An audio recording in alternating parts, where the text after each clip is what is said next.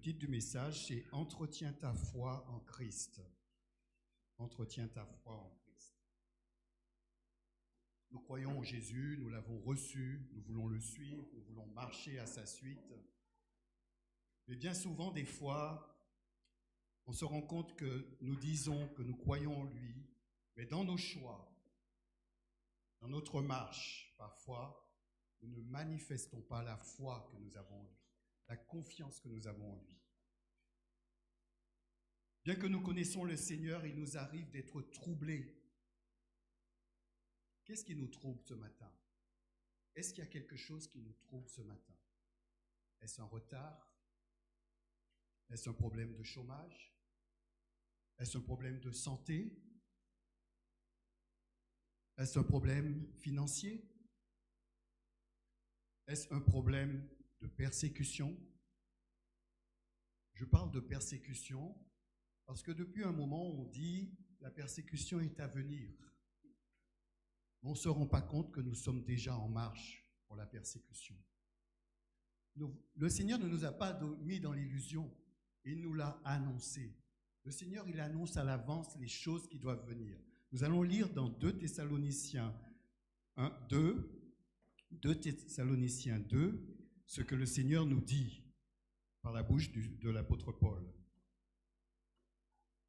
Au sujet de la venue de notre Seigneur Jésus-Christ et de notre rassemblement auprès de lui. Le but, c'est que nous soyons rassemblés auprès de lui. Ne vous laissez pas, je reprends, au sujet de la venue de notre Seigneur Jésus-Christ et de notre rassemblement auprès de lui, nous vous demandons, frères, ne vous laissez pas si facilement ébranler dans votre bon sens, ni troubler par une révélation, un message, une lettre qu'on nous attribuerait, qui prétendrait que le jour du Seigneur serait déjà là.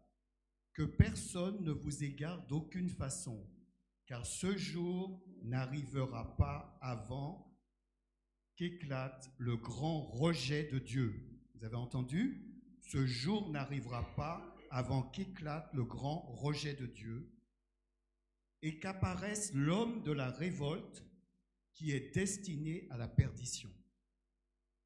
Il y aura un jour, et ce jour est en marche, où il y aura un rejet de Dieu et de tout ce qui concerne Dieu. Et il y aura un homme qui va venir, un homme de révolte, qui va illusionner les hommes, qui va les séduire. Il sera capable de faire toutes sortes de prodiges et de miracles, d'apporter des solutions.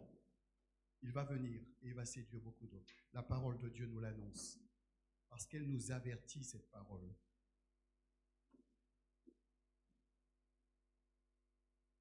Nous allons lire un autre texte, parce que nous avons dit comme thème, le thème c'est de nous entretenir. Face à tout cela, il faut entretenir notre foi.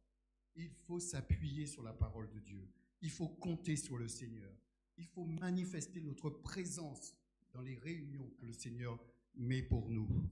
Et nous allons lire un autre texte. Nous avons parlé tout à l'heure, ne vous laissez pas troubler. Il y a un texte où le Seigneur nous appelle à ne pas nous laisser troubler encore. Et il parle à ses disciples. Quand il l'a cité, c'est dans Jean 14, versets 1 à 14. Que votre cœur, Jésus dit, que votre cœur ne se trouble pas. Ayez confiance en Dieu, ayez foi en Dieu, ayez foi en moi. Dans la maison de mon Père, il y a plusieurs demeures. Si ce n'était pas vrai, je vous l'aurais dit. En effet, je vais vous préparer une place, et lorsque je vous aurai préparé une place, je reviendrai et je vous prendrai avec moi, afin que vous soyez aussi, vous aussi, là où je suis. Mais vous connaissez le chemin de l'endroit où je me rends. Thomas lui dit, Seigneur, nous ne savons même pas où tu vas. Comment pourrions-nous savoir par quel chemin on y parvient? Le chemin, répondit Jésus, c'est moi. Parce que je suis la vérité et la vie, personne ne va au Père sans passer par moi.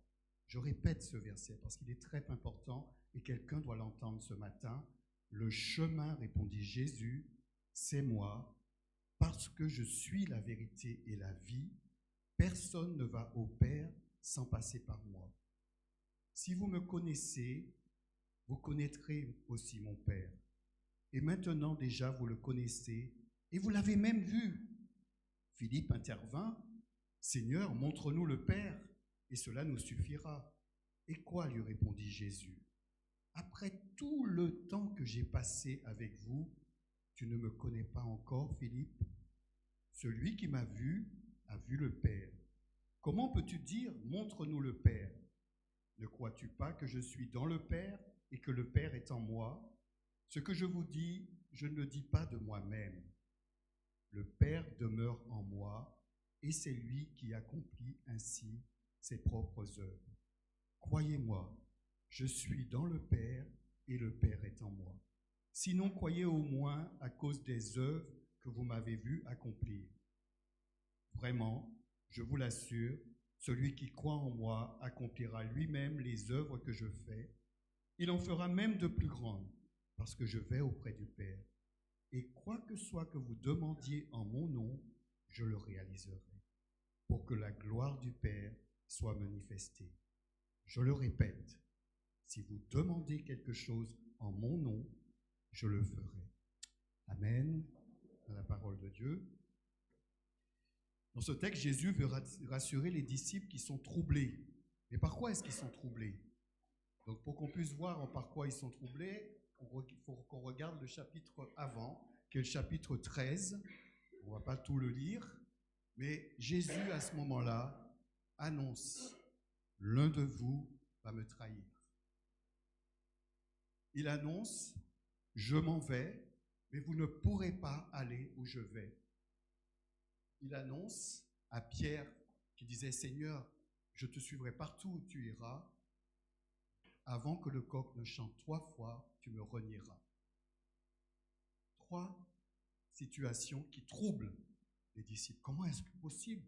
On l'a suivi pendant 3 ans, et voilà qu'on est capable de le renier. On l'a suivi pendant 3 ans, et voilà qu'il y en a un parmi nous qui va le trahir. On l'a suivi pendant 3 ans, et maintenant il nous dit qu'on ne peut pas aller là où il va aller. Ça causait le trouble dans les disciples. Et Jésus, c'est pour ça qu'il leur dit, ne soyez pas troublés, parce qu'il sait vos situations. Jésus lui-même a connu le trouble. À 3 reprises, il a été troublé. Il a été troublé devant la mort de Lazare. La parole dit qu'il a été troublé à ce moment-là. Il était troublé à l'intérieur de lui. Mais pourquoi est-ce qu'il était troublé? Les commentateurs disent qu'il était troublé parce qu'il ne trouvait pas la foi. Il venait juste de dire à Marthe, « Je suis la résurrection et la vie. Celui qui croit en moi vivra, combien même il serait mort. » Et quand il arrive, elle est dans la tristesse, elle pleure, et elle dit, « Mais si tu avais été là, mon frère, il serait pas mort. » Parce qu'elle savait tous les miracles que Jésus faisait. Le manque de foi devant la parole de Dieu. Est-ce que ça ne nous arrive pas? Et puis, il y a aussi le fait de la tristesse que causait cette mort.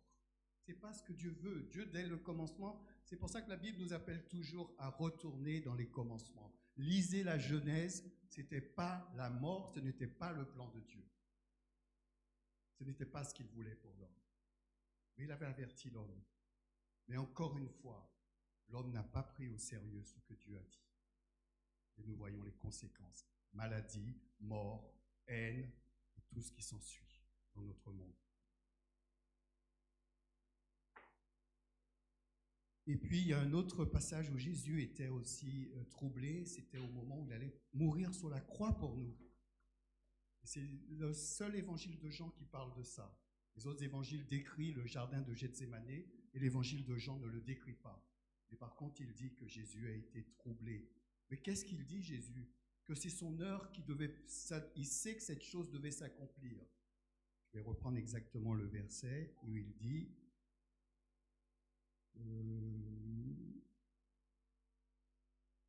Il savait que cette chose devait s'accomplir, qu'il devait mourir pour nous sur la croix et qu'il devait porter le prix à la croix pour nous. Et il demande à... je suis troublé, que dirais-je? Voilà, c'est ça le verset dans dans Jean 12, Jean 11, verset 40. Je suis troublé, que dirais-je? Délivre-moi de cette heure. Mais c'est pour cela que je suis venu jusqu'à cette heure. Et chaque fois que Jésus est troublé, sa réponse est la même. Père, manifeste ta gloire. Il est troublé devant cette situation, il dit, Père, manifeste ta gloire. Il dit à Marie, quand il était troublé devant la mort, devant la conséquence que ça entraînait, il dit, ne t'ai-je pas dit que si tu crois, tu verras la gloire de Dieu? Son regard était centré sur la gloire de Dieu, Jésus. Et il nous invite aussi à faire pareil. Dans la troisième situation où Jésus est troublé intérieurement, c'est lorsqu'il apprend que l'un de ses disciples va le trahir. Qui a marché 3 ans avec lui, qui va le trahir. L'un de vous me trahira. Et quand il fut parti, Jésus dit, maintenant, la gloire du Fils de l'homme, la gloire du Fils de l'homme, Dieu va se glorifier et elle va éclater. Face pour entretenir notre foi, je vous propose trois attitudes. La première attitude au travers de la lecture du texte qu'on a vu, c'est de s'appuyer sur les promesses de Dieu. Il faut s'appuyer et s'attendre à ce qu'elles se réalisent. La Bible nous dit que même si elle tarde, il faut l'attendre. Dieu a annoncé la venue de Jésus et ça s'est manifesté à la lettre, au bon moment. La Bible dit au bon moment, au temps fixé. Il n'y a pas eu un retard et il n'y a pas eu une avance. C'est arrivé au bon moment que Dieu avait fixé. Et toutes les promesses que Dieu fait, elles s'accompliront. Parce que Dieu est Dieu. Parce qu'il est tout-puissant. Parce qu'il est souverain. Parce qu'il est capable de faire au-delà de ce qu'on pense et qu'on imagine. Même si on ne voit pas. Même si on a l'impression que rien ne se passe. Même s'il y a de l'opposition. Même s'il y a de la persécution. Même s'il y a de la maladie.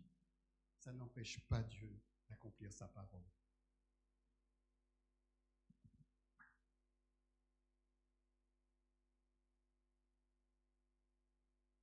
Donc il nous faut nous appuyer sur les promesses de Dieu. Jésus a dit à ses disciples, il y a beaucoup de demeures dans la maison de mon Père. Si cela n'était pas, je vous l'aurais dit. Je vais vous préparer une place afin que là où je suis, vous y soyez aussi. Le Seigneur, il veut qu'on soit avec lui. Il veut qu'on soit avec lui. Et cette place, nous en avons chacun. Tous ceux qui ont dit oui à Jésus, ils ont une place auprès de lui. Tous ceux qui ont dit oui. Est-ce que tu lui as dit oui? Il faut t'assurer de lui avoir dit oui. Parce qu'au moment où il va venir chercher tous ceux qui lui ont dit oui. Malheureusement, ceux qui lui auront dit non ne passeront pas par lui. Nous l'avons lu tout à l'heure, Jésus, il a dit, « Je suis le chemin, la vérité et la vie. Nul ne vient au Père que par moi. » Ce n'est pas par une religion qu'on vient à Dieu, c'est par Jésus-Christ. Parce que c'est le seul qui a payé pour nous à la croix. Aucun homme n'a fait ce qu'il a fait pour nous. Mais nous devons le recevoir, nous devons dire oui. Ce qu'il a fait demande une réponse. Il demande une réponse. Et là, dimanche dernier, j'ai bien aimé quand notre frère Wilfried nous a parlé, il a dit, la foi entraîne une action. Donc s'il a fait ça, il doit y avoir une action derrière. Les troubles n'empêcheront jamais la parole de Dieu de s'accomplir. Ils ne pêcheront pas les promesses de Dieu de s'accomplir. Vous savez que j'ai été en réa. Et ce qui me tenait, c'est une promesse que Dieu m'avait faite. Il m'avait dit que j'irais dans telle direction. Et je n'avais pas encore été dans cette direction. Et donc je me rappelais cette promesse et je disais, Seigneur, tu as promis que j'irais là, je n'y ai pas encore été. Donc je ne craignais pas la mort à ce moment-là. C'est comme ça que le Seigneur m'a encouragé, tout simplement en s'appuyant sur la promesse de ce que Dieu a fait. Elle s'accomplira. Elle s'accomplira. Il y a un chant qui dit ça, elle s'accomplira. Il faut nous attendre aux promesses de Dieu. Jésus leur a révélé qu'il y a beaucoup de maisons dans la maison du Père et qu'ils ont une place. Et ce retour se fera à la fin des temps où dans Apocalypse nous disons « Voici la tente de Dieu avec les hommes, il habitera avec eux, ils seront son peuple et Dieu sera leur Dieu. » Apocalypse 21, verset 3. Jésus les invite à avoir foi au Père et à avoir foi en lui, avoir confiance, s'appuyer, croire que ce qu'il dit c'est vrai. Je vous assure que pour ma part, en tout cas, je vois bien que des fois j'ai du mal dans ce que Dieu dit, à nous appuyer avec confiance dans ce qu'il dit. Les disciples sont invités à s'attendre à la réalisation de la promesse de son retour qui sera certaine comme sa première venue. Pour cela, ils doivent s'appuyer sur qui est Jésus. Il est le chemin qui mène au Père. Il est la vérité et la vie qu'il apporte par la parole et les œuvres qu'il a accomplies. La véritable révélation du Père. Tout le plan de Dieu dans l'Ancien Testament a été réalisé par lui. C'est ce qu'il dit, c'est ce qu'il a expliqué, démontré aux disciples d'Emmaüs. Alors, commençant par les livres de Moïse, parcourant les prophètes, Jésus leur expliqua tous ceux qui se rapportaient à lui dans toutes les Écritures. La vie, il est la vie, il a ressuscité les morts. Il a ressuscité la fille de Jaïrus, il a ressuscité Lazare, il a ressuscité le fils d'une veuve, et ça les disciples l'ont vu. Et il communique la vie éternelle à tous ceux qui croient en lui. Est-ce qu'on le croit? C'est ce qu'il a dit à Marthe. Hein? Je suis la résurrection et la vie, celui qui croit en moi vivra, combien même il serait mort. Est-ce que tu le crois? C'est ce qu'il a dit à Marthe. Et il nous pose la même question ce matin. Jésus devient ainsi le modèle de vie pour ses disciples et pour nous. S'attendre à la réalisation des promesses de Dieu peut passer aussi par un questionnement. Nous ne savons même pas où tu vas, comment pourrons-nous en connaître le chemin? C'est ce que disaient les disciples. Nous trouverons toujours par la parole de Jésus et le Saint-Esprit une réponse à notre ignorance et à notre inquiétude. Au début, je me rappelle de ma foi chrétienne. J'avais été voir un homme, je travaillais dans une maison de retraite. Il y avait un monsieur âgé qui avait 100 ans, très, très cultivé, il connaissait beaucoup de choses. Le seul homme qui allait à la messe, quand il y avait la messe dans la maison de retraite, c'était lui. Sinon, c'était des femmes, bien souvent. Alors j'ai dit, s'il est chrétien, il croit aux enseignements. J'ai été le voir et je lui ai dit, ah, vous croyez en Dieu, c'est bien. Il m'a dit, mais pas du tout. Il dit, mais moi j'aime la philosophie, j'aime la culture de la religion, mais Dieu, c'est... Je tombais des nues, je suis resté comme ça. Il me dit, allez voir Darwin. Est-ce que vous savez qui est Darwin? Vous ne savez pas qui c'est? Eh bien, allez le voir et après vous viendrez me voir. Allez vous renseigner. Je vous assure comment Dieu est merveilleux. J'étais à l'église à Longjumeau à ce moment-là, et dans la semaine qui a suivi, il y a un pasteur qui est venu et qui a apporté un enseignement qui était d'origine scientifique sur la création et l'évolution. Dieu répond toujours à notre ignorance. Et puis, méfions-nous des apparences. Jésus va répondre à leur inquiétude en leur annonçant la parole et en leur parlant aussi du Saint-Esprit au verset 16 que nous n'avons pas lu. Et il va même les rassurer en leur disant qu'il leur donne la paix, sa paix. Et quand Jésus dit quelque chose, il faut le saisir. Si Jésus te dit « je te donne ma paix », si tu ne la saisis pas, la paix, tu ne l'auras pas. Mais si tu la saisis, tu l'auras. Si Jésus dit « je suis le chemin, la vérité et la vie », si tu saisis cette vérité, si tu saisis cette vie, tu l'auras. Il faut la saisir. Il y a deux verbes, je crois, pour dire ça, et je crois que c'est le verbe de saisir, c'est lambano. Ça veut dire que attraper pour soi, s'agripper. Vous voyez, il y a un attachement, il y a une démarche qui fait qu'on ne va pas lâcher, on le tient. C'est plus qu'accueillir, c'est vraiment prendre pour soi. Il faut prendre Jésus pour nous, parce qu'il est tout ce dont nous avons besoin. À ceux qui sont troublés, nous dit la parole dans Ésaïe 35, verset 4, à ceux qui sont troublés, dites-leur, soyez forts, n'ayez aucune crainte. Dieu va venir pour la rétribution. Dieu va régler ses comptes. Il va venir lui-même pour vous sauver. Ésaïe 35, verset 4. Donc la première attitude que je vous ai proposée, appuyons-nous sur les promesses de Dieu et attendons-nous à ce qu'elles se réalisent. La deuxième attitude que je vous propose pour entretenir notre confiance en Jésus, c'est d'approfondir notre connaissance intime du Seigneur. On a beau le répéter, on va le répéter encore. Il est important qu'on entretienne cette relation avec notre Seigneur. C'est une relation qu'on néglige bien souvent. Je dois le confesser. Une relation qu'on néglige bien souvent. Et cette deuxième attitude pour entretenir se trouve dans les versets après que Jésus ait dit « Je suis le chemin, la vérité ». Il dit « Si vous me connaissez », dans Jean 14, verset 7, « Si vous me connaissez, vous connaîtrez aussi mon Père. Et maintenant, déjà vous le connaissez, vous l'avez vu. » Philippe intervint « Seigneur, montre-nous le Père, et cela nous suffira. » « Et quoi, lui répondit Jésus, après tout le temps que j'ai passé avec vous, tu ne me connais pas encore, Philippe?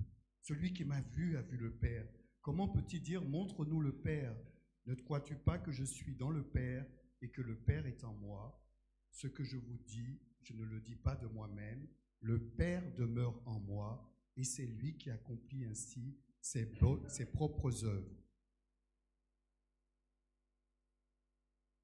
3 ans avec Jésus.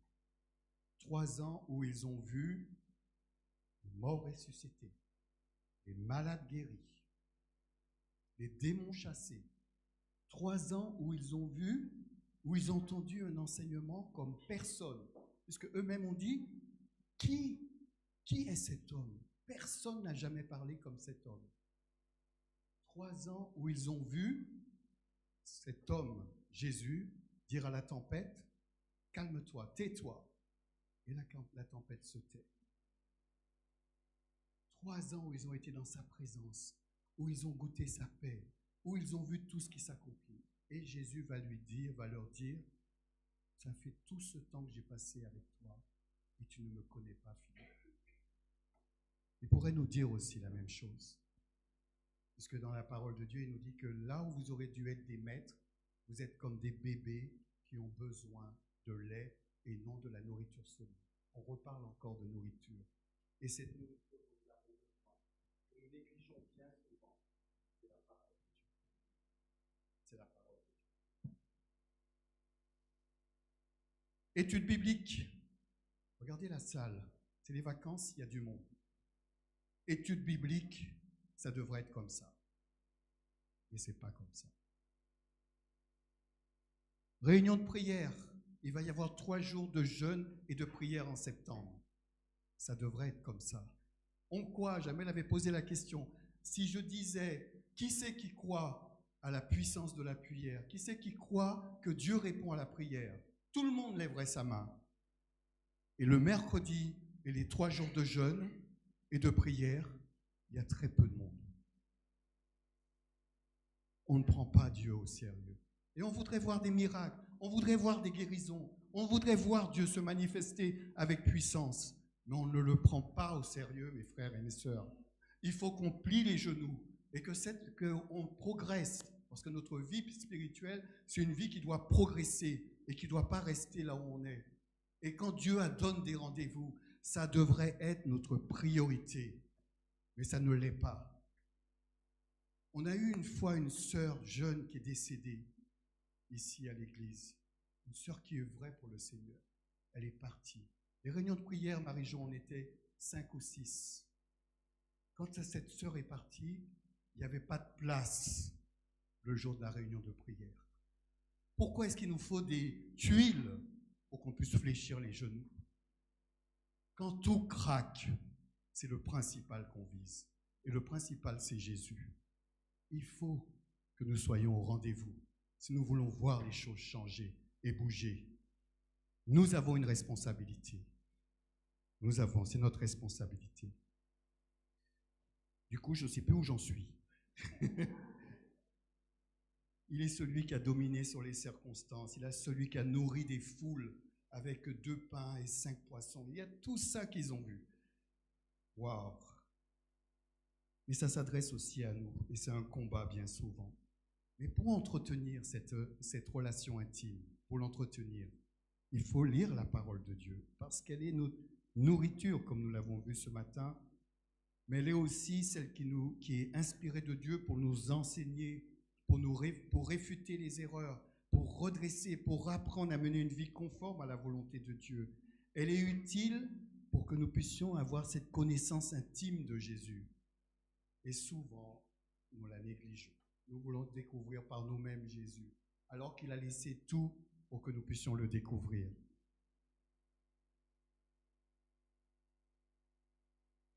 La dernière fois, nous avons discuté avec Jamel, avec un homme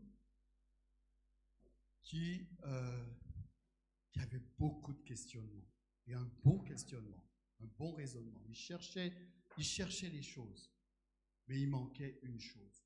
Il connaissait la Bible, il nous citait des versets de la Bible, des choses qui percutaient, qu'il n'arrivait pas à saisir.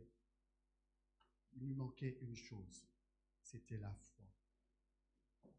Et pourtant, il nous a dit qu'en Afrique, il chantait dans les églises. Mais Jésus n'avait pas sa place dans son cœur. Il n'arrivait pas à le saisir. Parce qu'il voulait comprendre avec son raisonnement.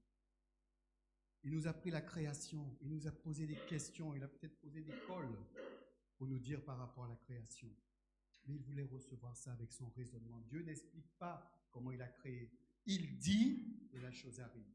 Au commencement était la parole et la parole était avec Dieu. Il dit au commencement, il a créé les cieux et la terre. Et nous avons simplement à recevoir ça comme vérité. On peut raisonner pour se questionner, mais pour confirmer que c'est vrai. Et on se trouve cela dans Hébreux qui nous dit que c'est par la foi que nous reconnaissons que l'univers a été créé par la parole de Dieu. Si nous n'avons pas la foi, nous pouvons raisonner. Nous ne trouverons pas. Il est important de marcher par la foi et de saisir la parole de Dieu. Jésus étant la parole de Dieu nous montre son indispensabilité. Il a dit « Je suis la lumière du monde ». On a besoin de lumière pour marcher. Il a dit « Je suis le pain de vie ». On a besoin de pain pour vivre. Il a dit « Je suis la source d'eau vive ». On a besoin d'eau pour boire.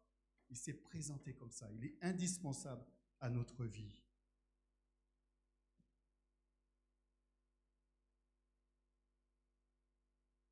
Nous l'avons vu agir dans nos circonstances. Bien souvent, nous pourrons témoigner de ça. Dimanche prochain, je vous invite à témoigner de ce que Jésus a fait pour vous, de ce qu'il fait dans votre vie. Il faut que vos bouches proclament ce qu'il fait. Cherchez un témoignage et venez l'apporter dimanche prochain pour témoigner, parce que dimanche prochain, nous aurons culte et témoignage. Nous l'avons vu agir dans notre santé. Je l'ai vu agir dans ma santé. Je l'ai vu agir dans la vie de mes enfants. Je l'ai vu agir quand je n'avais pas. Je l'ai vu me reprendre quand je croyais que ça, c'était mon espoir. Je l'ai vu me reprendre et me dire « Non, Patrice, ton espoir, c'est lui. C'est sur lui que tu dois t'appuyer. » Donc, nous l'avons vu, il faut le dire. Nous voyons Dieu au travers des œuvres qu'il fait. Il faut le proclamer et il faut nous encourager avec ces œuvres qu'il fait. Donc, dimanche prochain, apportez un témoignage parce que c'est culte, louange et témoignage.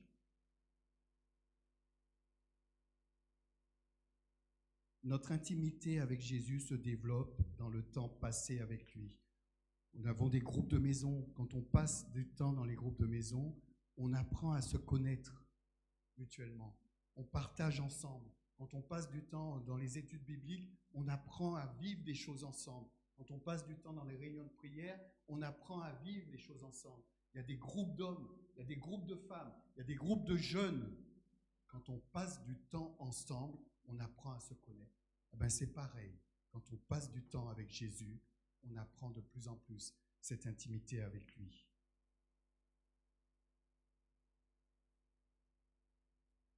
Deuxième attitude que je vous ai proposée, c'est de développer cette intimité avec Jésus. Et cette intimité se développe au travers de la parole de Dieu, avec l'aide du Saint-Esprit, et vous saisissez par la foi ce que Dieu vous montre. Elle va se développer de plus en plus. La troisième attitude que je vous propose pour entretenir notre confiance en Jésus, c'est d'expérimenter les œuvres que Dieu a préparées d'avance pour chacun d'entre nous.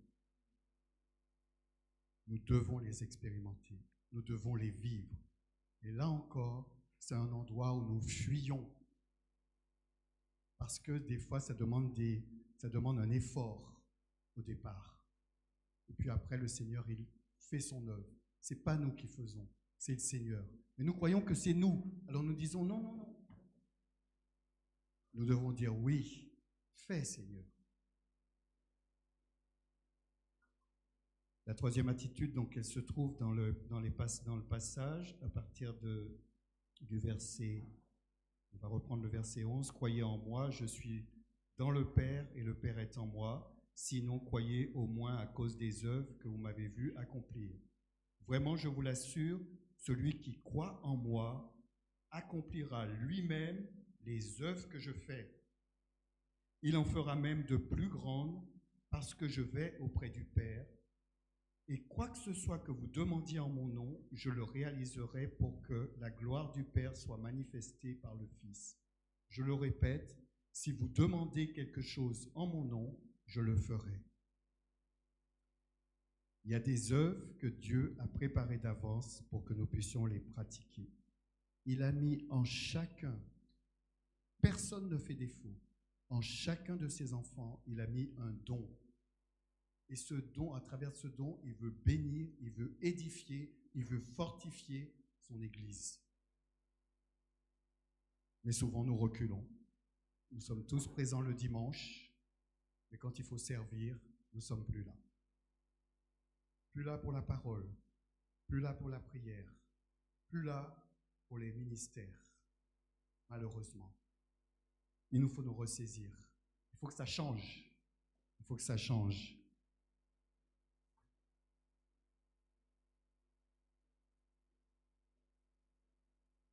Est-ce que nous sommes conscients que nous devons expérimenter des œuvres au nom du Seigneur Jésus? Est-ce que nous nous attendons à les expérimenter? Est-ce que nous nous préparons à les expérimenter?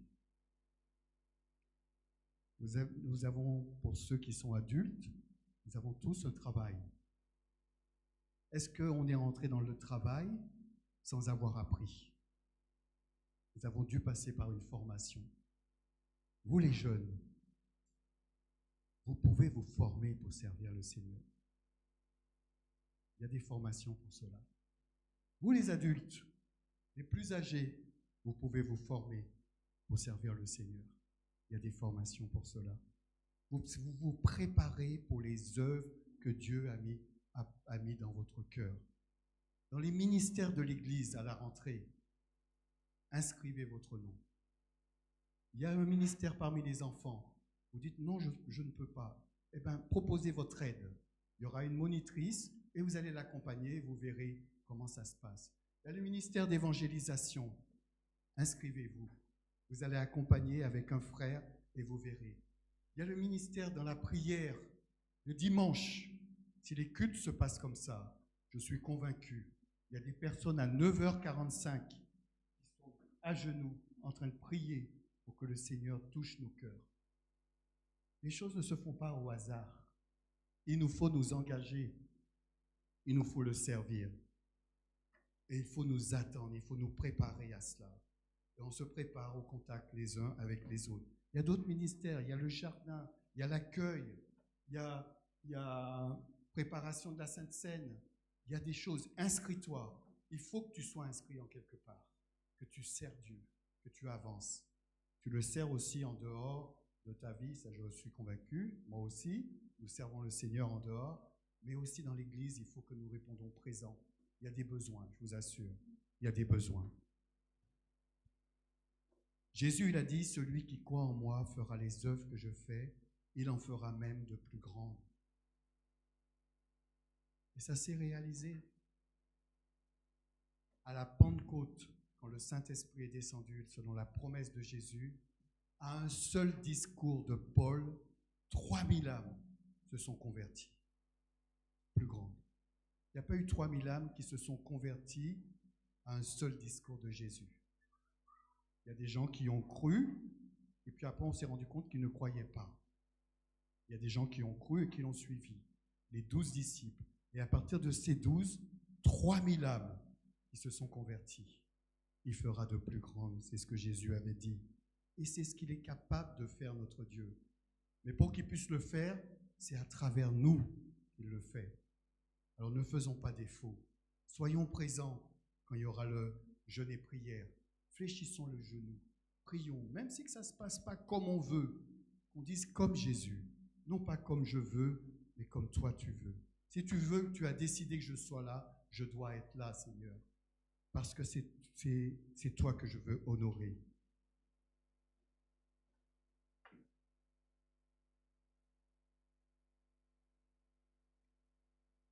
Cette troisième attitude est interdépendante des deux autres.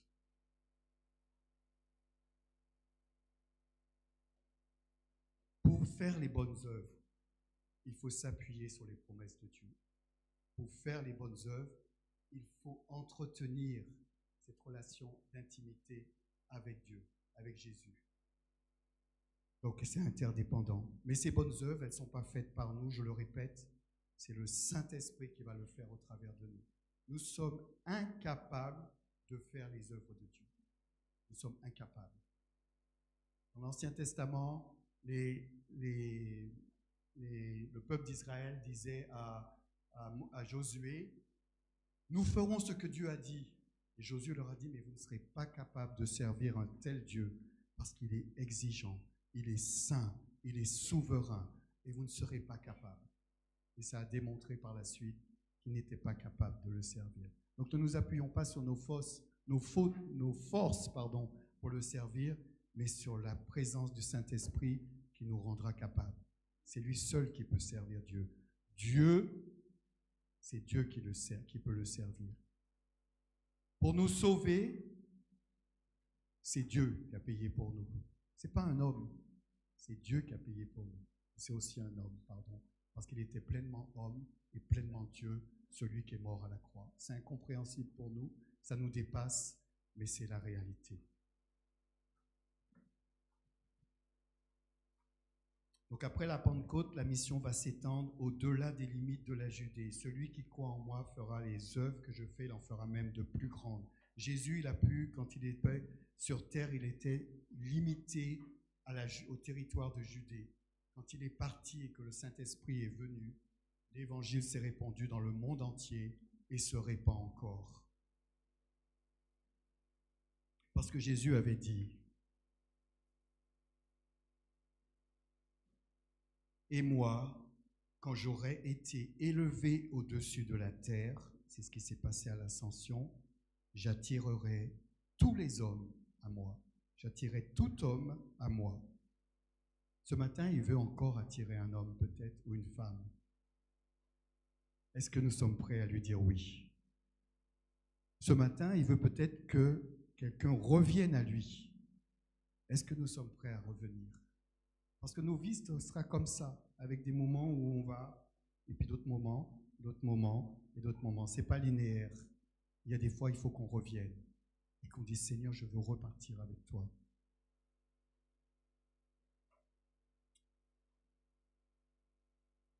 Mais Jésus doit monter au ciel, d'où il pourra répondre à leurs prières. Le Saint-Esprit doit être donné. Et là, à la Pentecôte, on a vu tout ce qui s'est passé, le discours de Pierre qui a entraîné 3000 âmes. Après, plus tard, il y a encore eu des âmes qui se sont converties. Après, par l'apôtre Paul, il y a eu des personnes qui se sont tournées vers lui. Dans Acte 2, nous lisons,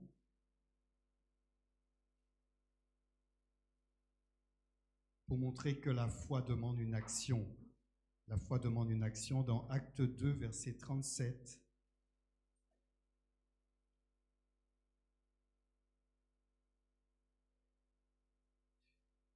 donc c'est l'apôtre Pierre qui parle à la foule. les 3000 âmes. Ce discours toucha profondément ceux qui l'avaient entendu. Ils demandèrent à Pierre et aux apôtres, « Frères, que devons-nous faire ?» Pierre leur répondit, « Changez et que chacun de vous se fasse baptiser au nom de Jésus-Christ pour que vos péchés soient pardonnés. Alors vous recevrez le don du Saint-Esprit. » Au verset 40, Pierre continuait avec insistance à leur adresser d'autres paroles pour les persuader et il les encourageait en disant « Recevez le salut, séparez-vous de cette génération dévoyée. » Ceux qui acceptèrent les paroles de Pierre se firent baptiser. Ils acceptent, ils passent à l'action, ils se font baptiser. Et ce jour-là, environ 3000 personnes furent ajoutées au nombre des croyants. Dès lors, ils s'attachaient à écouter assidûment l'enseignement des apôtres, à vivre en communion les uns avec les autres, à rompre le pain comme nous l'avons fait ce matin, à prier ensemble. C'est ce que nous devons faire à chaque fois, à chaque instant que Dieu nous le propose. Les œuvres plus grandes s'inscrivent dans des œuvres que Dieu a préparées d'avance afin que nous les accomplissions. Et aussi dans l'étude de l'Écriture, il prépare et il équipe l'homme de Dieu pour accomplir des œuvres bonnes. Mais cette expérimentation des œuvres faites au nom de Jésus passe par la prière en son nom, c'est-à-dire en accord avec sa volonté, une prière selon son caractère, une prière selon sa nature. Dieu, il est amour. Dans ma prière, ça doit refléter l'amour. Dieu, il est saint. Dans ma prière, ça doit refléter la sainteté. Dieu, il est celui qui pardonne. Dans ma prière, doit refléter le pardon. Et tout cela doit se faire dans nos prières, chercher la gloire de Dieu. C'est ce que Jésus nous dit qu'il veut faire au travers de nous, avoir le seul but de la gloire de Dieu. Et quoi que ce soit que vous demandez en mon nom, je le ferai pour que la gloire du Père soit manifestée par le Fils. La prière faite au nom de Jésus nous donne l'assurance pour prier. La prière faite au nom de Jésus nous encourage à attendre les promesses de Dieu. La prière faite au nom de Jésus nous donne le désir d'une intimité plus grande encore avec lui, une connaissance plus intime de Jésus. Donc rendez-vous en septembre, 3 jours de jeûne et de prière. Rendez-vous en septembre pour nous engager dans les ministères.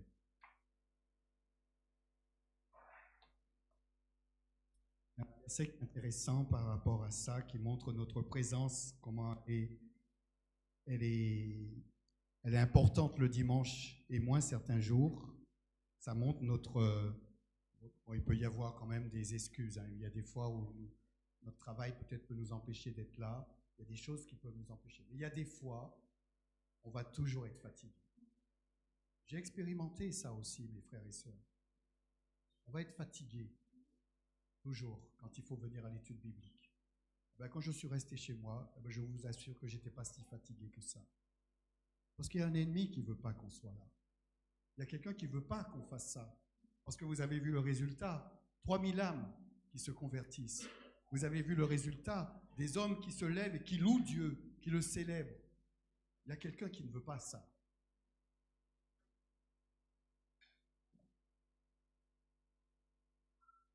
Quand le peuple est nombreux, c'est la gloire d'un roi. Quand le peuple manque, c'est la ruine du prince. Proverbe 14, verset 28. Est-ce que notre Dieu n'est pas digne de notre présence?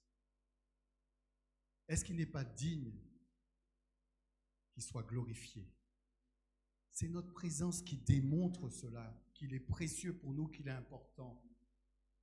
Et quand il y a ces rendez-vous, ne prenons pas d'autres rendez-vous, parce qu'on va tomber dans ce piège. Lisons la Bible. Qu'est-ce que Pharaon a fait pour empêcher le peuple qui devait aller louer Dieu? Eh bien, il les a chargés de travail. Il les a chargés de travail. Comme ça, ils ne penseront pas à louer Dieu. Réfléchissons à nos vies. Dieu doit être notre priorité si nous voulons que les choses changent. Mais les choses changeront parce que nous voulons Quand le peuple est nombreux, c'est la gloire d'un roi. Quand le peuple manque, c'est la ruine du prince. Le roi que l'on sert est digne d'un peuple nombreux. En conclusion, la parole que Dieu prononce, elle est vivante, elle est vraie et elle est efficace. Elle va avoir son action à coup sûr. Appuyons-nous sur ce qu'il dit. Appuyons-nous sur ses promesses. Entretenons-nous par une lecture de la parole. Prenons les rendez-vous, c'est pas grave, je vais ramasser. Prenons les rendez-vous que Dieu nous donne avec cette parole. Je vous assure, quand je viens aux études bibliques, je suis repris. Des fois, on croit des choses qui ne sont pas de Dieu, je vous assure. Parce que nous avons déjà été enseignés autrement, ailleurs. Nous avons vécu des vies religieuses.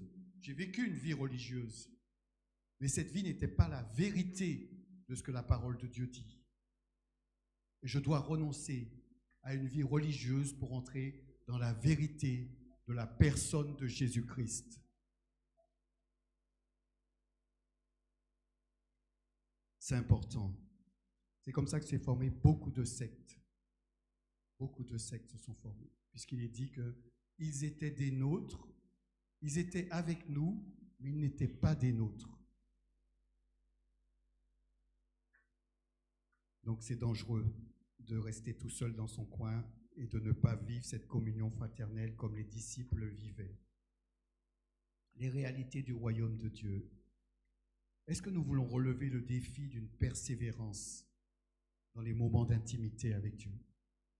Est-ce que nous voulons le relever?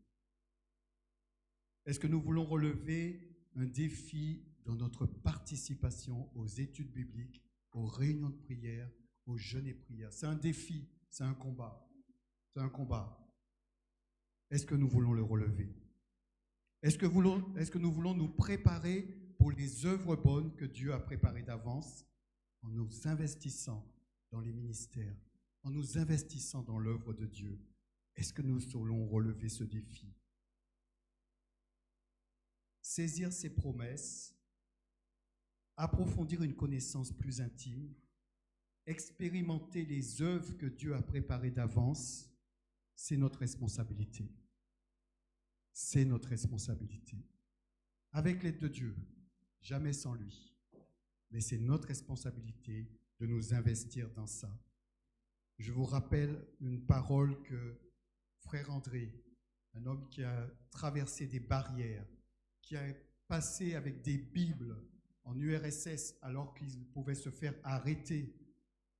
Il est passé là et ce frère André, il a dit, tu peux abandonner tous tes privilèges, mais tu ne peux pas abandonner ta responsabilité. Et c'est un moment où lui, il voulait tout lâcher. Et c'est ce que Dieu lui a dit. Tu peux abandonner tous tes privilèges, mais tu ne peux pas abandonner ta responsabilité. Que notre cœur ne se trouble pas. Ayons foi en Dieu. Il y a beaucoup de demeures dans la maison de notre Père. Si ce n'était pas, il nous l'aurait dit. Il va nous préparer une place pour que nous soyons là où il est. Amen.